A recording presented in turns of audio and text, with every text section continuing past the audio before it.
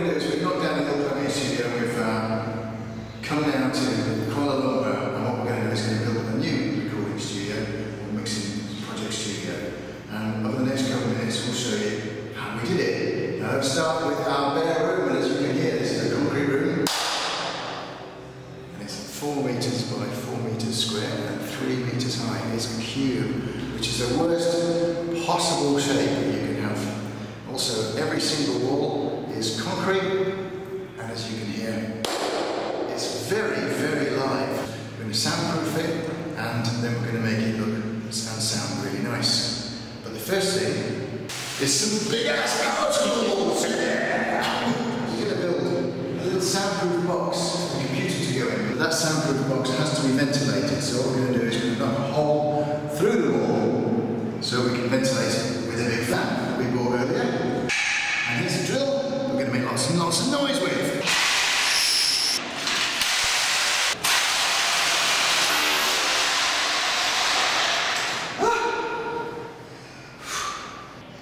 It's great, really great. So, what we've got now, after almost an entire 8-hour day, I've spent lifting rock wall in and going out to learn more power tools and drills and stuff, is half a hole.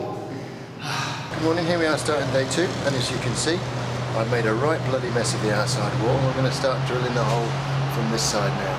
Now when we were drilling yesterday, we hit a great big cross piece of rebar that all had to be cut out, but unfortunately, as I was doing that, the big drill that I was using, which used to look like this, now looks like this. Good one? Bad one. So anyway, we can start again with the good one this time. You got a bloody good one, didn't you? Yeah, it's a good one, isn't it? Finally through, and more rebar. After about 4 or 5 hours today, with a nice big hole in the wall, they will act as a ventilation. We've got a nice extension to the mains cable down there, which will go out to the corridor, and now we have a pristine room. And what we're going to do is we're going to lay the floor.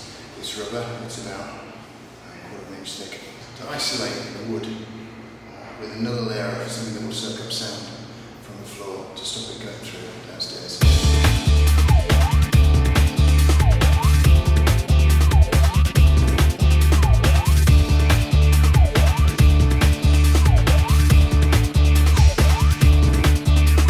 Quality tools, look at that, quality tools, fantastic.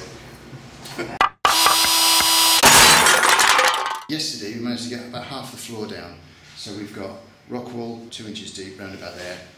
No air gap. If I really wanted to, I could do 2 layers of rock wool and 2 floors, but I'm not going to because I'm lazy, really.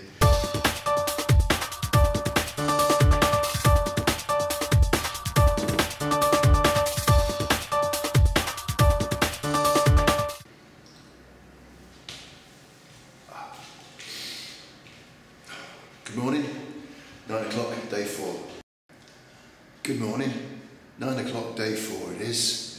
Today I'm very, very pleased to be telling you that for the next couple of days we're going to build a frame for the walls that go up to the ceiling. So I won't be handling any rock wool for a couple of days, which is fab. What we did was we finished the floor. The floor took 4 bales of rock wool. 4 bales of rock wool, quite a lot. So now we have a layer of rock wool standing on 2x2s, and then a double layer of ply, so a layer of 3 pliers on one floor, and then we crisscross that pattern to make a double layer of plywood.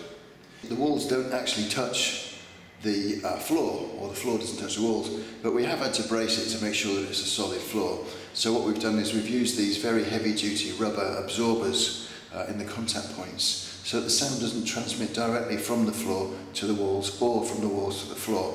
Now we're starting to build the foundations of the wall, and we're using these other 2x2 short lengths as spacers, and what we'll do is we'll take them out as we're building the wall. It's all high precision here. Doing something I've never done before, measuring. We put these spacers here, they're exactly 2 inches. Once these verticals are attached, then we'll remove these and chuck them away so that the walls don't actually contact the outside wall. We actually have a corner, a freestanding corner. He's also noticed some squiggly lines down all the joints. That's because I'm putting what Americans call caulk, C-A-U-L-K, and what we call silicon mastic. And it's lovely stuff. It sticks to your fingers. It's horrible, horrible. That ensures that each single compartment will be airtight, so that sound will bounce into it and will not be able to get out, because sound is pressure waves and it will try and find its way out wherever it wants to go. So you've got to make sure everything you do is airtight.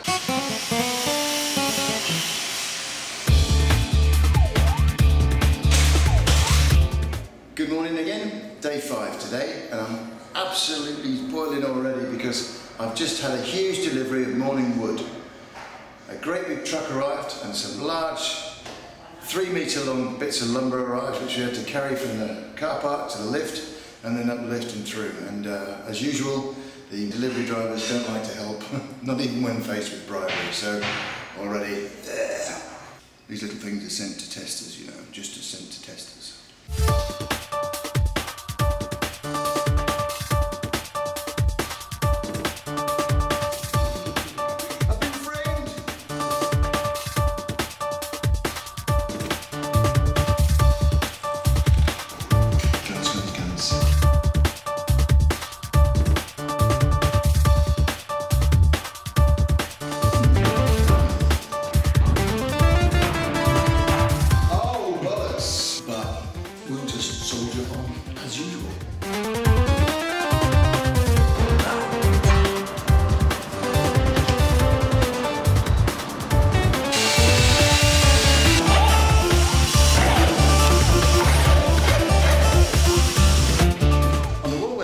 Going to go, and on the facing wall we're going to do something quite interesting that's going to make the room sound better. And what we're going to do is going to build a 45-degree angle from here, where we're showing about 6 foot high, up to the wall, and we're going to pack that full of rock wool. Now how are we going to get a 45-degree angle? We're going to do it the way the ancient Incas used to do it when they were building stone pyramids, except we're going to have the use of lasers, which actually, if you're a bit of an Enver von Daniken fan, you'll know that the ancient Incas had the use of lasers by then, with the help of the aliens that helped them build the pyramids. First thing we do, because we're going to be climbing up in the rafters here, is we switch the fan off because it prevents unnecessary decapitations. Isosceles triangle, so we know that that's 45 degrees there, because that's 90 degrees, it's a right angle triangle.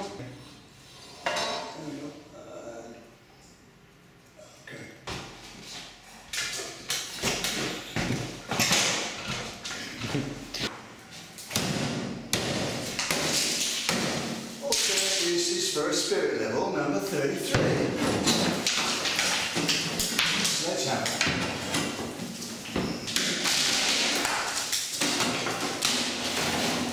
The window. Yeah, I think you get it. Window.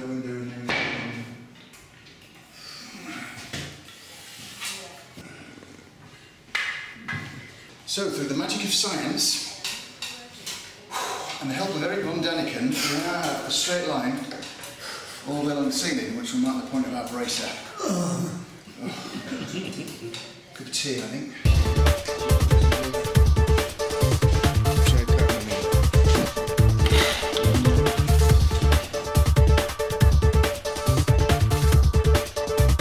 This is what we call a double leaf wall. So it's layer of plywood, layer of rock wall.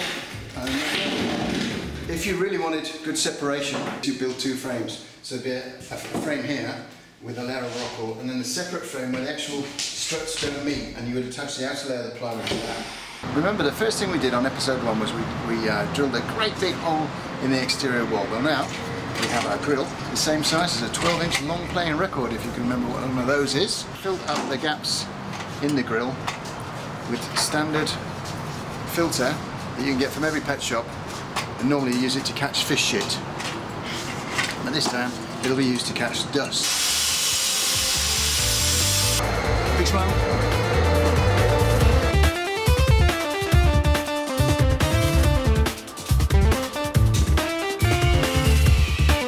Roof cavity, I've got double layers of rock wool. Okay, so there's a 6-inch gap, now 2 layers of rock wool, and a 2-inch air gap all the way around.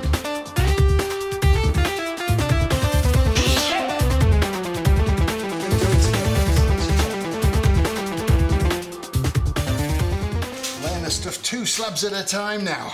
Making sure that Our slabs overlap to cover any gaps that the sound might want to creep through, because this is where the speakers are going to be, so this is going to be a particularly loud section. Hello. And Gongzi Fachai, we're now back from Chinese New Year when the entire world in Asia went on holiday, except us, because we carried on working. And now we're in the year of the rabbit, and we've done quite a bit of progress, even though I had lots of work on as well. A bit of software work, a bit of hardware work, a bit of editing, and a bit of woodworking. So here we are, because it's Rockwool Day, and you saw the state I was in the last episode of eyes and skin itching everywhere and everything. Believe me, every single bit of me was itching. So today I've got precautions. I've got the goggles, because I'm doing a lot of overhead work. I've got the respirator, so that I can rub a bank if necessary. I've got the gloves, which are going on right now, and I'm even wearing a glow-in-the-dark condom, extra large size, as you can imagine. Okay, so paging Dr. Kildare into the Rockwool section.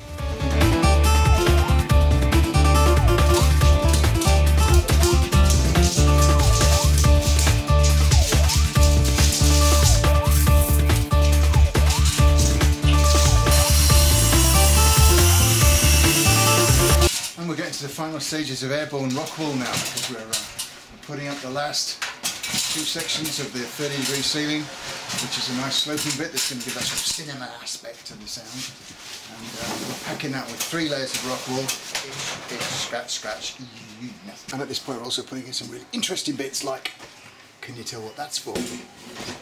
Well, I'll give you a clue. Look, it tilts. Wonderful.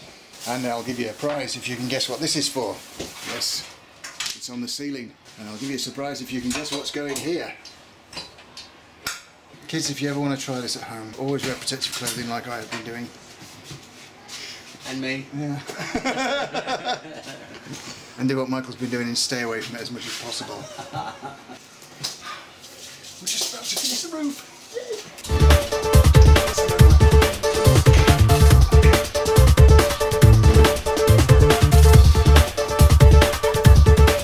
Right, so now we're going to put the final pieces of Rockwool onto the monitor wall.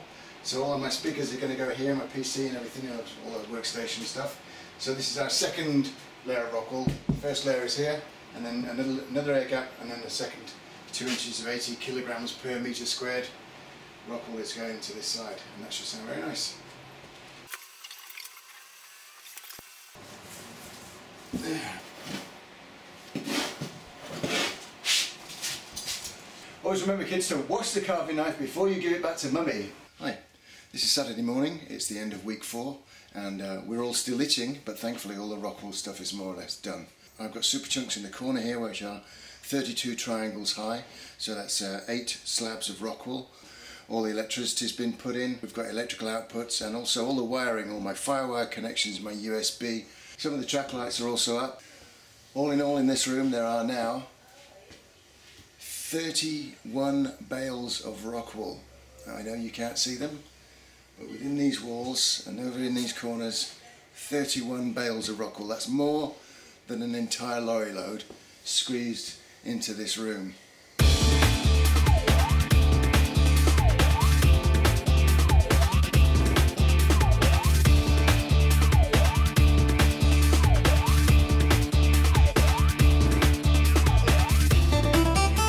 It's parquet day today. The parquet guys are late. So I thought I'd spend some time putting in the mini chunks, which are going to go on the console side of the wall, the corner. Here they are. Here's one of them. They're called mini chunks because, or I call them mini chunks, because they're not super chunks. Super chunks are like a full 45-degree cut, and you know, 1/4 of a Rockwool slice. These are 1/8 of a Rockwool slice. So now we have a complete mini chunk, and there's one over here on this side as well.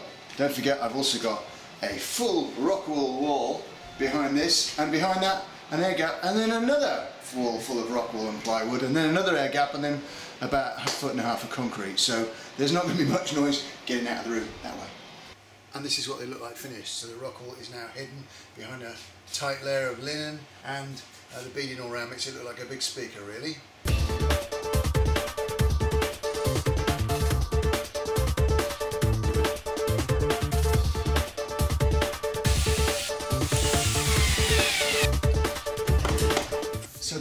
nearly finished, and I've got these magnetic locks to shut it properly, although they're not shutting it as tight as I'd like to, so I'm probably going to try and find something that will act as a lever just to tighten down on the rubber seal and make an airtight seal, and then we'll stain it so it matches the rest of the room and it will look lovely.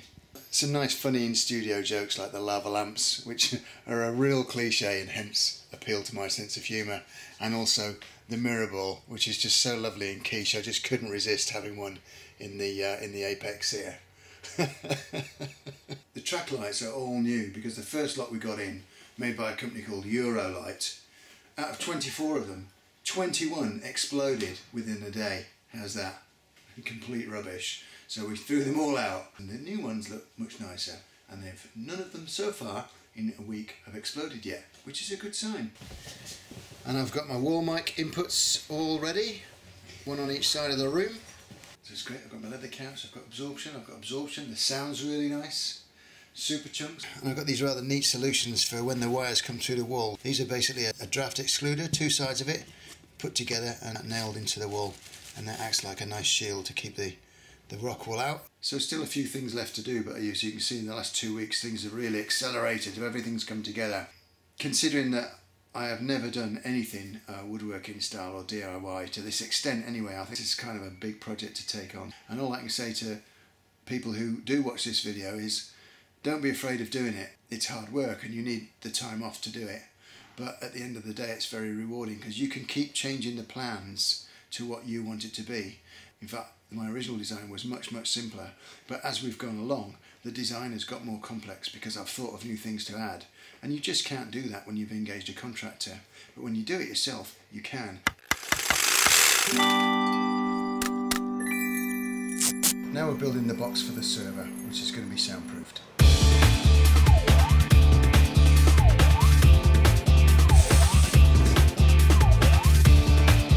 And here's the final piece of rock wool that goes into the lid of the PC cupboard. We're going to put that in right now. And this is how hard we've been working our electric saw. See, the blades are completely gone. So I'm going to have to get a new one. Quite a long delay because I had a rack mount unit made and I liked it so much that I thought I'd have another rack mount unit made for the other side. So now our desk is going to consist of 2 rack mount units, and they were both custom made out of cast iron and then powder coated so they look very sexy. Okay, here's the left hand one, so you can see I've got all my rack bits in here, and the right hand one is outside on the balcony being cut up, and what we've done is put this beautiful Ansana wood as the tabletop, and I've put 1, 2, 3, 4 bits of it, and it's very heavy, very thick Ansana, lovely it is. Will provide a very nice suitable base for our speakers, which are nice big JBL LS6328Ps, and they're very loud. So we're going to go and build the next one now, and you'll see us cutting that up.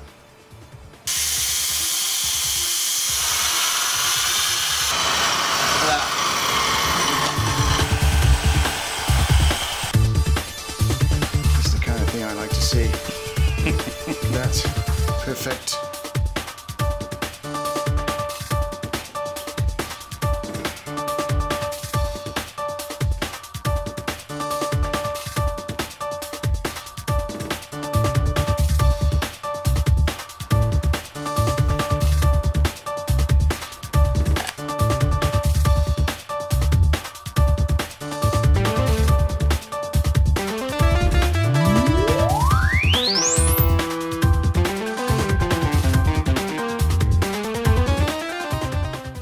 I'm really pleased with this. It looks great. It's a fantastic environment. I've got my 65 amps, guitar amps and bass amp in here now.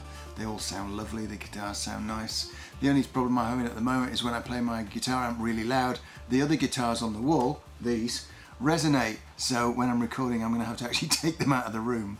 Anyway, I'm going to get on with some recording now, so have a nice day. Cheers, bye-bye.